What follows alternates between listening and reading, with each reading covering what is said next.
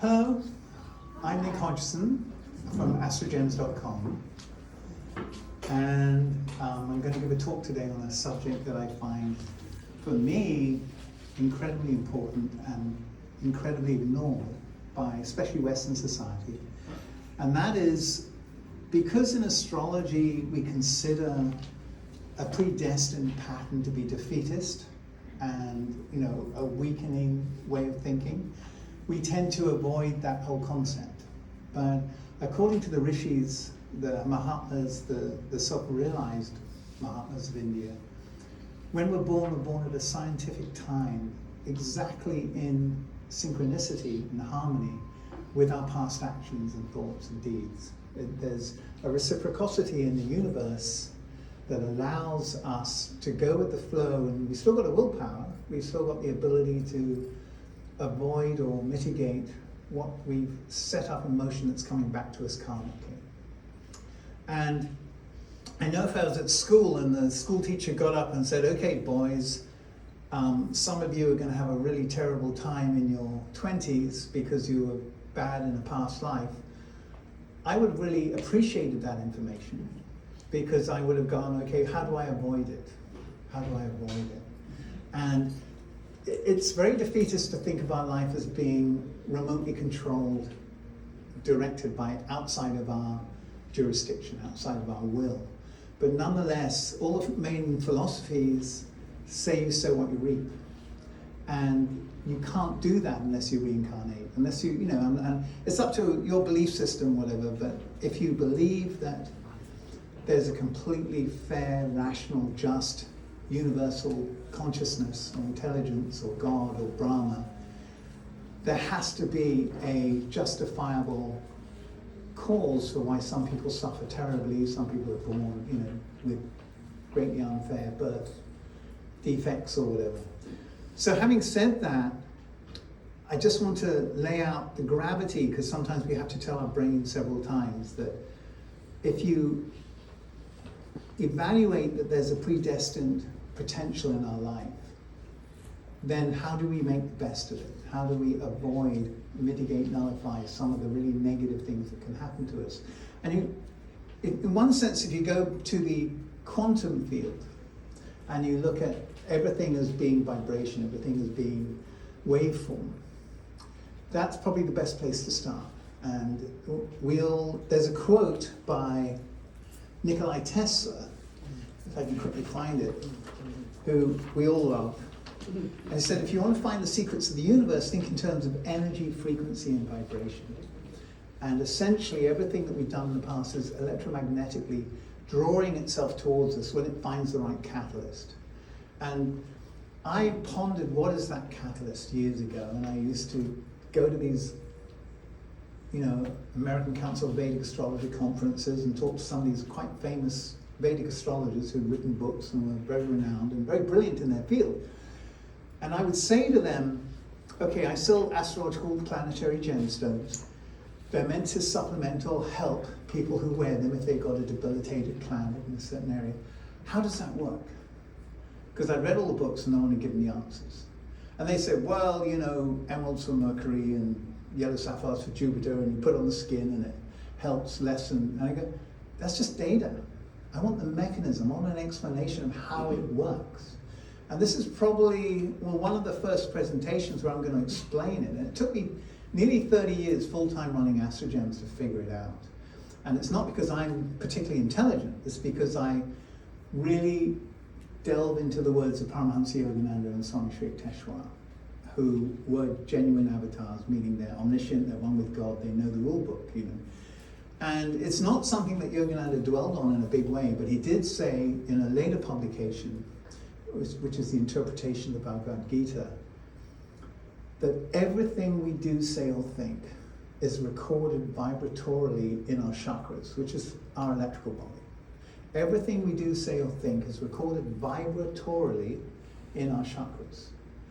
And when that happens, those recordings stay there. When you die, your astral body, which is your electrical body, death generally always means the absence of electricity. When you go to the astral world, you take your electrical body with you. Your consciousness field is your electrical body. Is this a bit strong? Okay, I'm hearing it. I kind of like the sound of my own voice. But anyway. So when your electrical body goes through the astral, it takes all those recordings, and you spend a long time in the astral world. You have guides and you have help and you have processing, and it's exceptionally beautiful in my understanding. But there's a mathematically appropriate time for you to be reborn. There's nothing unfair. And so you're reborn and your electrical body comes back. And Yogananda explained that at the time of birth is when the spermatozoa penetrates the wall of the egg. And there's a flash in the ether, in the astral world. And you're done, you're in. It's 9 months of prison. And that's one of the punishing aspects of being born. Fortunately, you sleep a lot, but not when you kick and stuff, But, so you're born in the physical body. You got a destined horoscope. There's 2 horoscopes. There's one actually at the time of that penetration of the egg wall, but nobody knows exactly when that is. So they go from the birth time, and that still has a relativity to it.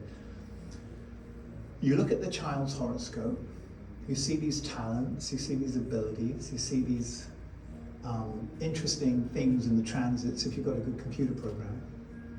And all of that is the predestined pattern of that individual soul. So if you've got, say, a fairly negative Jupiter, for instance, which would mean that you can try very hard, you can have a strong will from Mars, but you're not going to attract prosperity even though you're a really hard-working person. Because something you've done in the past didn't generate wealth, you perhaps gave your inheritance to an alcoholic and you wasted all your inheritance, or you did things that didn't generate prosperity for society. You've got poverty karma coming towards you, and you've got to try extra hard. Now you can surmount it if you work really hard and smart, but if you have a blessed Jupiter, money just falls off trees and you're blessed. You fall into the right profession, you meet the right people, you're appreciated by the right people, and things happen for you. And a lot of that is all electromagnetic, a lot of that is predestined. So the question is, how can you mitigate or nullify your predestined negative karma?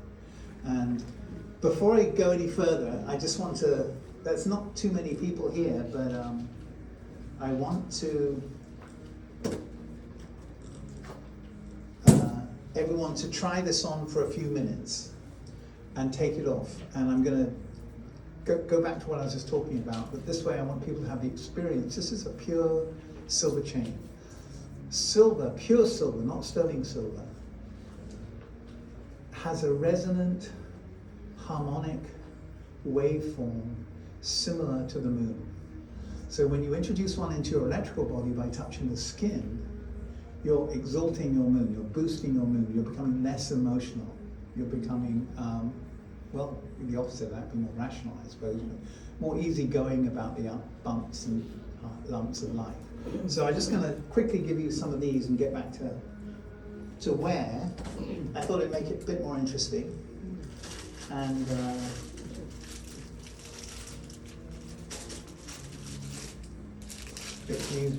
sorry, could you take those out of the bag and pass them around? And everyone wear it for a couple of minutes, and then analyze not only when you're wearing it, but when you take it off, if you notice the change.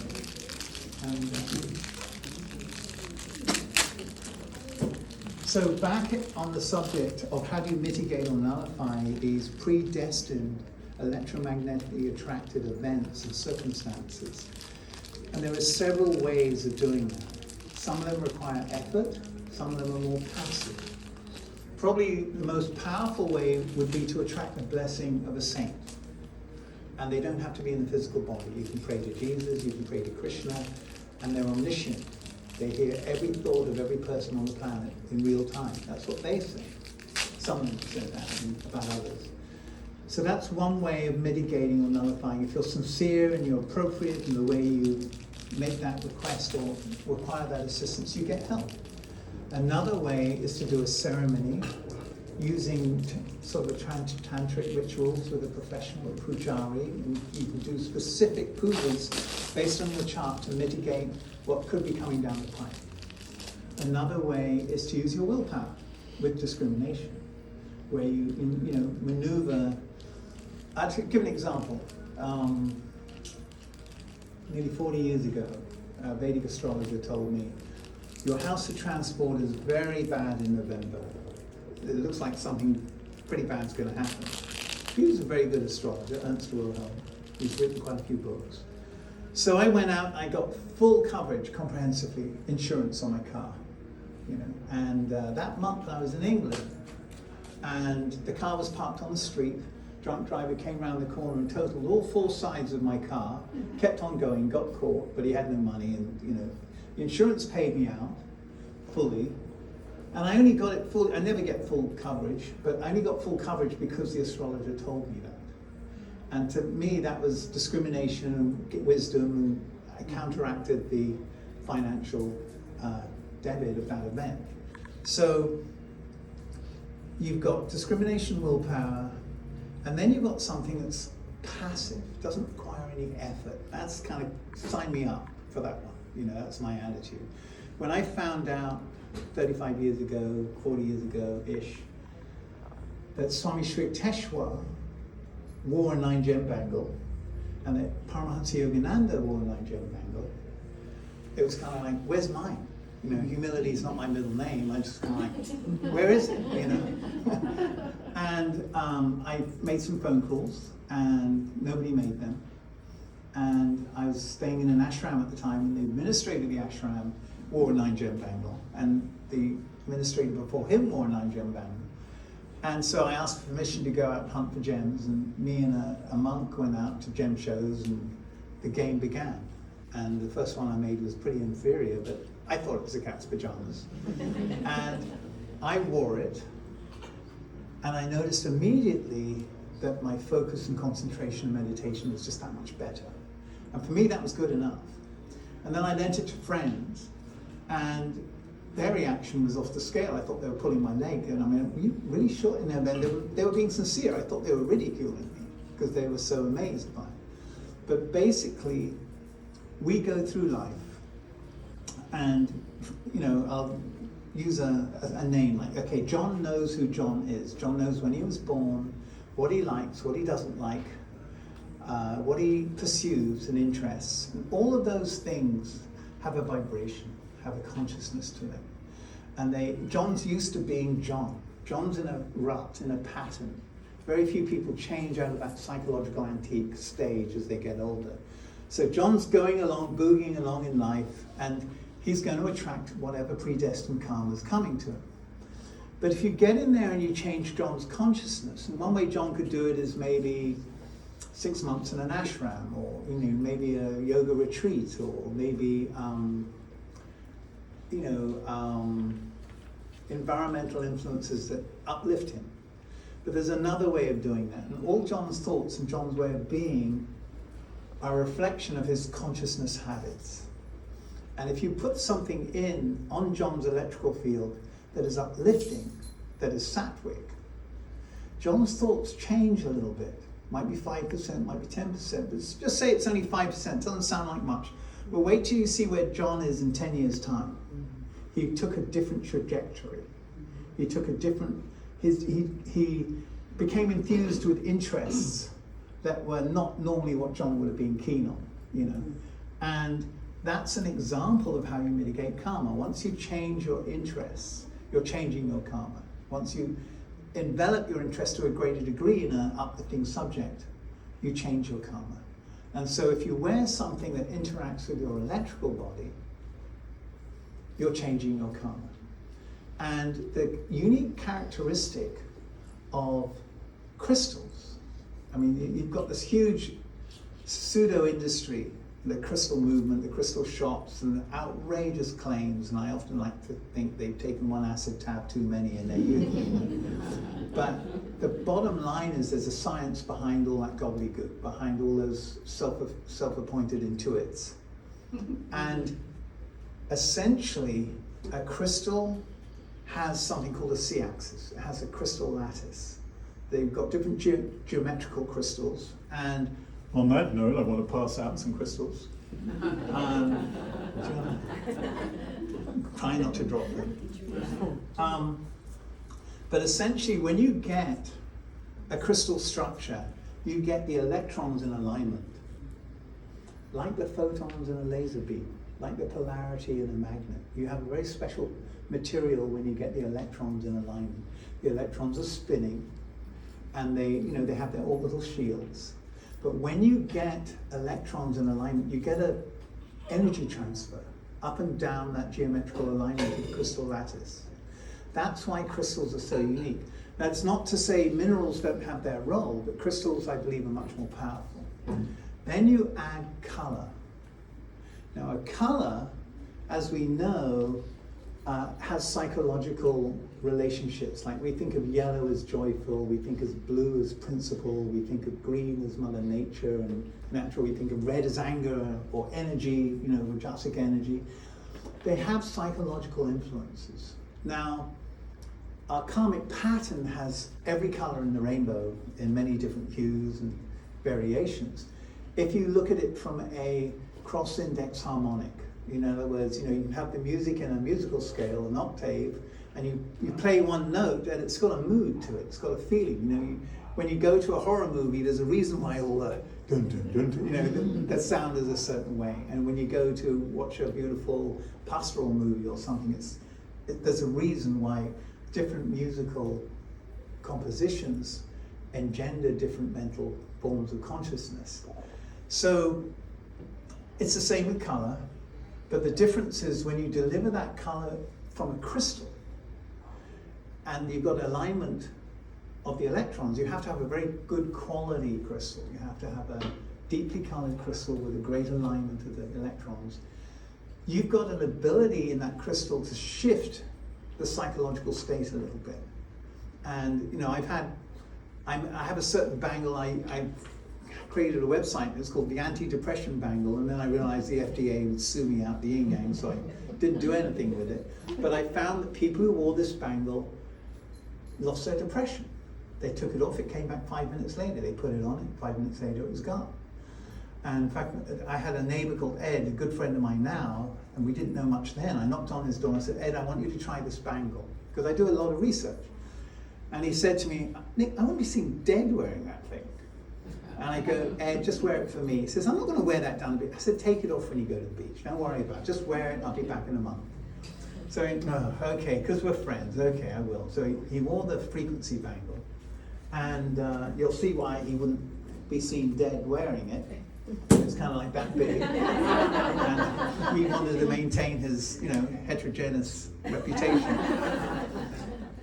And so anyway, I came back a month later, I knocked on his door, said, hey Ed, can I have the bangle back? Because he saw me, he was always quiet about it. And he said, no. I go, Ed, you said you didn't even want to wear it. He says, yeah, that was before I wore it. I said, so why did you change your mind? He said, well, basically, I never told you this, but I suffer from depression. And I noticed every time I took it on, my depression would go away, and when I took it off, it would come back. And he said, I got to buy it, you bastard. Those are his words. And he ended up buying it, and we're still friends. And he doesn't suffer from depression anymore. But if I took that, if I made claims for it, this is a very legalistic world. You've got to be very careful with how you say things. And I'm not saying it fixes everyone's depression, it just fixes his depression. But that's an example of, I consider depression to be an electrical disease, where you can be the most beautiful person in the world, the greatest thoughts, have all the right ideals, but there's an electrical heaviness in your consciousness that just pulls in that depression. And you need Shakti, you need energy to lift it, and you need something that's constant. And I'm not saying crystals are the only way to do it. I'm a big believer in pulsed electromagnetic frequencies. There's obviously many different modalities that work for different people. The difference again is this is my speciality, and it's passive. It's very easy to wear something, or around the neck or on the arm, as close to the brain as possible. The physical body, in my research, gets in the way of the efficiency of the crystals and the metals, which is why you want to wear the crystals and the metals as close to the brain as possible. I've done, generally, like with the frequency bangle, I had 50 to 70 people wear them before I kind of understood what was going on and how to make them and what worked and why it worked. And most experiments I do are failures, but consciousness measures consciousness. People know what they feel, and I listen to the commonalities of those statements. They don't talk to each other. So when one person says, you know, I find this calming and I sleep better, and the next person says that, something similar, you think you're onto something and it's very exciting. Unfortunately, you can't prove this in a lab. You can't it's not a material empirical science in that sense.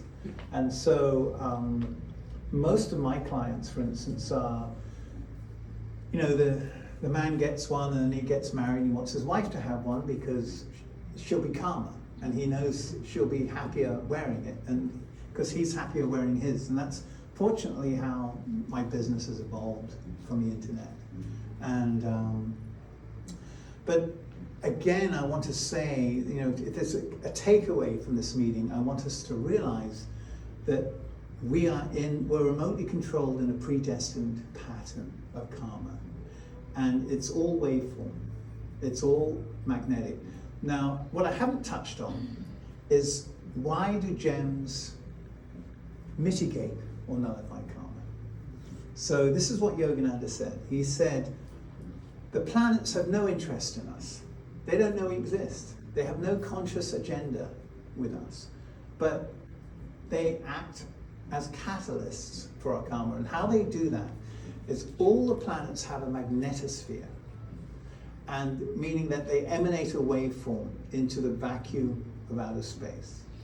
And you can see the magnetospheres on Saturn and Jupiter and Mars, because you can see, just as this planet has the aurora borealis in the North Pole and the aurora australis in the South Pole, where you get those amazing atmospheric colors with the electrons, that's kind of showing a visibility of the magnetosphere. But because those magnetospheres throw out an ever-going radiation field into the vacuum of space, a vacuum has zero resistance. Jupiter is 480 million miles, 460 million miles on average in its orbit away from the Earth. It's 130 times bigger than the Earth, so it's a big gas planet. But it's radiating a waveform into outer space, into the solar system. Now, again, because it's a vacuum, there's zero resistance. That's the nature of a vacuum. There's nothing there. It just keeps going. Now, it would be influenced by the solar radiation, because the sun's, 1.3 million times bigger than the Earth, and it's a very dominant planet. But its distance makes a difference, 93 million miles. So you've got this radiation. You've got this magnetosphere radiating its waveform to the Earth, where most of us seem to be. And the magnetosphere of our Earth dilutes it a little bit, but then it penetrates your electrical body. Now what happens? Say it's Jupiter in a very well-placed position. It's got 65 moons, Jupiter. Okay, so they must make a little bit of a difference too. Now, it might be in a particular house, it might be behind another planet, it could be conjunct another planet. All transits are different. There's an endless array of vibrations coming from the planets depending on their movements. If you've done something in the past that has the same vibration, the same harmonic as that specific placement of Jupiter, you might win the lotto. It's 900 million now, by the way. Well, no, it's nearly 1 billion, probably 1 billion today. Everyone leaves the room and buys a ticket. Yeah. Anyway, the thing is, it's all about harmonics. Yogananda explained that the planetary radiation acts like a catalyst to manifest the karma, to pull it out. Now, if you're wearing a specific metal or gemstone touching the skin that's supplementing the waveform pattern of your electrical body in a benign manner, there might not be a harmonic. You might not be, there might not be a catalytic event for that karma if it's a lower vibration negative event. And that's how gemstones mitigate or nullify karma. It's all about electromagnetism. It's all about waveform harmonics or resonance. We all know that when you pluck an E string on a guitar, and there's another guitar in the room that's tuned properly, the sound wave travels across the room and that E string starts vibrating. That's resonance. And that's what we're doing. We resonate. You know how, in relationships, as I was talking to a lady, she says, I always pick the wrong men. Well, she resonates to that. You know, she resonates, and it's only afterwards she realizes that she does it. But she wouldn't recognize the right man if she met one, because she just resonates to the wrong person. You know, all our actions carry a vibration. If we've done some things wrong in our past, we a decade later can make the wrong decisions because we're still resonating to what we've done. And so karmically, when you uplift, like I've said this already today, when you uplift your karmic signature, the matrix of vibrations in your consciousness field, things that you used to be attracted to that aren't so good for you change. You haven't got the same pull. And so all those little ways of how karma is mitigated and nullified. And there's the quote in the autobiography of a yogi, which I've already touched on, but I'll say the exact quote. It's consultation with saints, prayer, yoga meditation, willpower, astrological bangles and herbs can mitigate or nullify the negative effects of past actions. It's in a chapter of the autobiography of a yogi called Outwitting the Stars. And I guess I've got a devious nature. It really excited me because I like the idea of outwitting my karmic pattern, you know, because we've got a lot of karma, you know, and it's nice to flow through life. We all know the story of having a friend of a friend or a friend, and they have a perfect diet, perfect exercise program, they live absolutely by the book health-wise, and bam, they get cancer.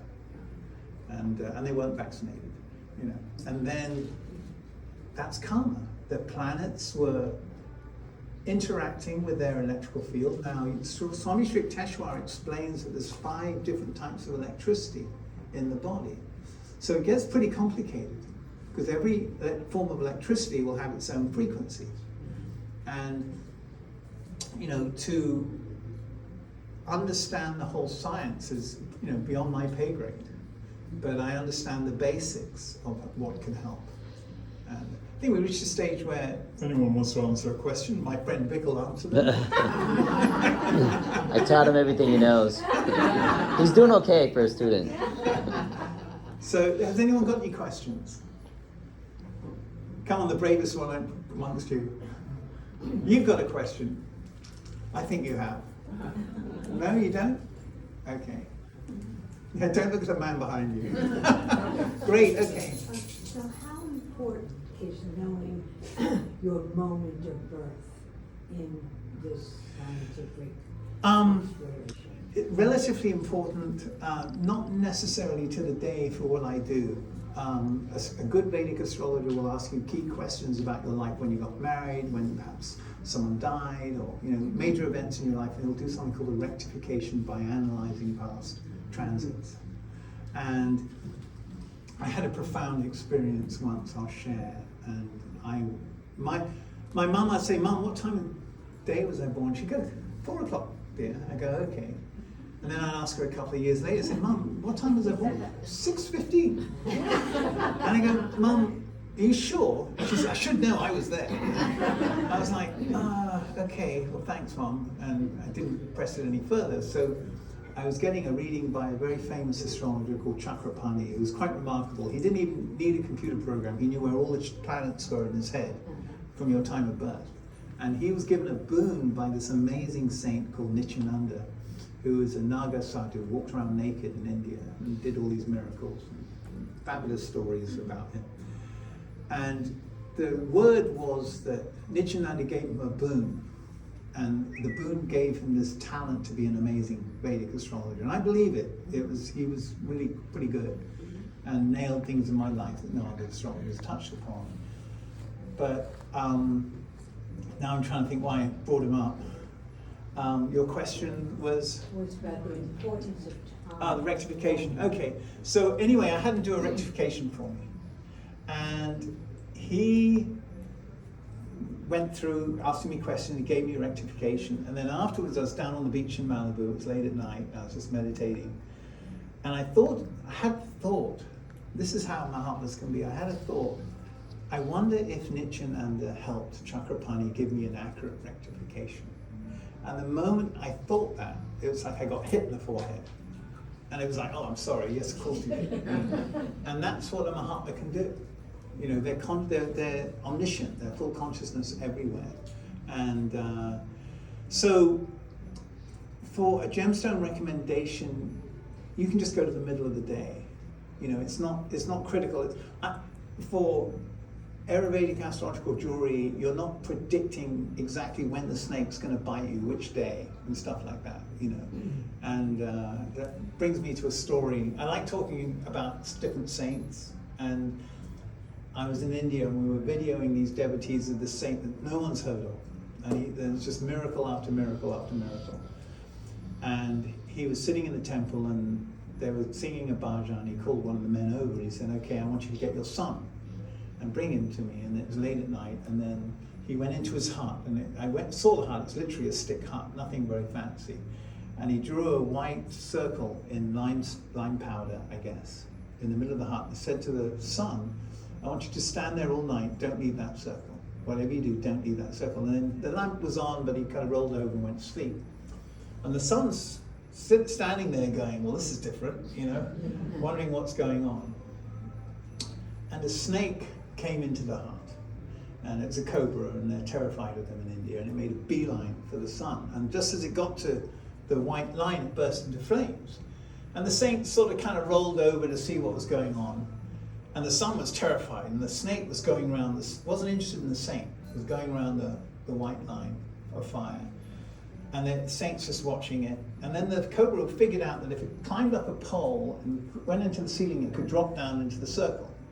So it starts climbing up the pole, and the saint said in Hindi, I'm sure, you don't want to do that. And the saint stopped, and then it slithered down and it left the hut, and then the saint went back to sleep. Well, the next morning, the boy had something to tell his dad. You know, he told him the story, and the father said to the saint, who they called Bapu, you know, or Bapchi, you know, can you explain, like, why this happened? And thank you so much, but why did it happen? Like, in other words, my boy wouldn't have been in that hut if you hadn't made him standing there. And he said, yeah, it's quite simple. Your son was predestined to be killed by snake bite last night. So I just thought I'd help you out. Wow. And you know, that's kind of what saints do. When you say, they'll bless you, but you don't generally know you're being blessed. They're so humble, they don't want to be shown to be the cause of mitigating your karma. You know, that's kind of the thing with it. Any other questions? Yay, over there. I was just gonna ask if the like wearing the metal and the gems, is that a lot like mental too? Like when you're wearing them? Like the placebo effect, you mean? Yeah. Really a lot of people, you know, cure from. Well, that's obviously a good question, and one that I'm accused of, you could say. And it definitely, when you look at the crystal movement, there's a huge amount of placebo going on, with people thinking that this stone, you know, does that, and that stone does this, and it doesn't really happen, you know. That said, certain benefits do occur. I mean, I'm a great admirer of Edgar Casey. I don't know, does everyone know here Edgar Casey? Sure. Great. And well, Edgar Casey was formidable because he was recommending chiropractic in the 1930s and yoga asanas and gems and minerals for people who he found by tapping into their Akashic record from a distance. He was a genuine psychic, and I stress that word, genuine. Thank you. Yeah. And has everyone worn the silver chain? Yeah? Okay. Now, let's just quickly ask, in answer to your question, I haven't said anything about the silver chain, so I can't be accused of programming anyone. Did you wear the silver chain? I did. Did you feel anything? I did. What I should do is have everyone write it down, but I'm not, just keep to your thoughts, don't hear it. What did you feel? It felt like buzzy to me. It felt very like energetic. It made me feel like I had just drank coffee. Okay. And what did you feel? Same, honestly. Oh, I don't want you to be dishonest. Oh yeah. I never heard of the same dishonestly. And I felt my heart racing faster. your heart rate went faster. Don't have to feel anything, it's okay. No, I think I was doing what you were saying. I didn't pay attention to my body. I was in my head listening to you, what Okay. you were explaining at the time, that I put it on and didn't pay attention to my body. So Fair I'm enough, sorry, fair I don't have enough. much to offer. I have You one. already have one, yeah. It actually keeps me very calm. Right. You don't have one. Not yet. Well, so what did you feel? I think just a little more grounded, just at Okay. ease. Yeah. But you felt something, that's my point. Now, I won't go through everyone because we've got time limited. But essentially, pure silver has a similar harmonic waveform to the moon. And when you have a debilitated moon, then it's going to be calming. Now, sometimes when you wear something, just like she said, it's like buzzing, you get the moment you put on something into your electrical field, you get a transitional experience where sometimes it can actually be disconcerting. You know something's going on, but whoa, I'm not sure if this is good. And then when you're integrated, it becomes more familiar and more comfortable. But I've had spectacular results with pure silver. Whereas you can't wear pure copper necklace, that's quite agitating, but you can wear copper on your wrist. So there's a whole science behind where you can wear certain materials to how you can benefit from them. But anyway, I do want them back, by the way. I don't know where they are. Mark, stand by the door, babe. Yes. Metal detector on them. Yeah. But it's actually very, very rare to wear a pure silver chain because all the silver chains are sterling, which is an alloy, which has actually a negative vibration. You've got zinc and copper in there. It's like adding a teaspoon of salt to a gallon of water. It's a very different material. And you know, the vibration is a very specific thing, whether it's beneficial or not. So I mean, the placebo question, absolutely, there's placebo influence. And there's a lot of gizmos out there that have waveform influence, and I'm not saying they're not felt by people. The question is, are they beneficial? And the beneficial can be the hype and the marketing. And you know, I'm a little bit reluctant with something called tachyons. It's got an energy, but I don't find it to be calming and uplifting and sweet in its nature. So I think we're out of time, and thank you so much. Thank you. Okay. Thank you so much.